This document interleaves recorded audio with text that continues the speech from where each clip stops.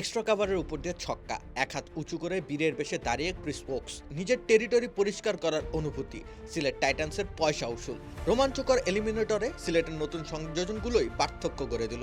রংপুর রাইডার্সকে হারিয়ে ফাইনালের পথে আরেকটু এগিয়ে গেল সিলেট টাইটান্স। এলিমিনেটরের আগে দুই ইংলিশ ক্রিকেটারকে উড়িয়ে আনে সিলেট টাইটান্স। ক্রিস ওকসের সাথে স্যাম বিলিংস। নিজেদের স্কোয়াডের শক্তি বাড়ায় দলটি।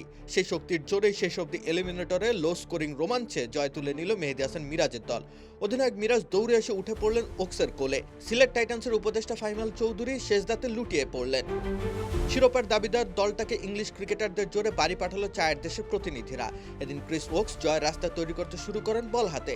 দুর্ধর্ষ বোলিংয়ে কাঁপন ধরিয়ে দেন রংপুর রাইডার্সের ব্যাটিং শিবিরে। প্রথম ওভারে গতির ঝড়ে দিলেন মোটে 2 রান। সুস্বাদু বাদাম, তিল আর স্বাস্থ্যকর গ্লুকোজ সব মিলিয়ে প্রাণ পিনাট বার। স্মার্ট কিছু খাও। দ্বিতীয় ওভারে আরও 2 রানের বিনিময়ে ফেরালেন ডেভিড মালানকে।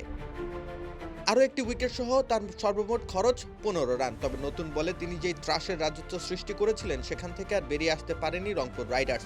স্রেফ 111 রানে থামে তাদের সংগ্রাম। এরপর সবাই ভেবেছিল ম্যাচটা সহজেই জিতে যাবে সিলেট টাইটান্স, কিন্তু রংপুরের বোলিং ইউনিট লড়াই করার সিদ্ধান্ত নিল। তাতে করে লো স্কোরিং ম্যাচটা জমে ক্ষীর।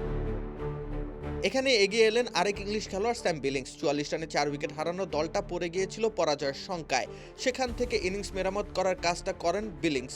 40 বলে 29 রান মোটেও টি-20 মানদণ্ডে ভালো কোনো পারফরমেন্স নয়। তবু পরিস্থিতি বিচারে তার ওই ঢাল হয়ে দাঁড়িয়ে থাকাই শেষ অবধি জয়ের সম্ভাবনাকে স্তীমিত হতে দেয়নি।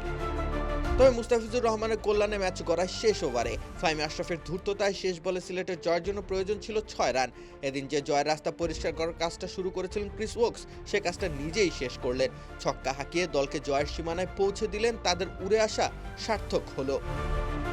রাকিব হোসেন রুম্মান, খেলা 71।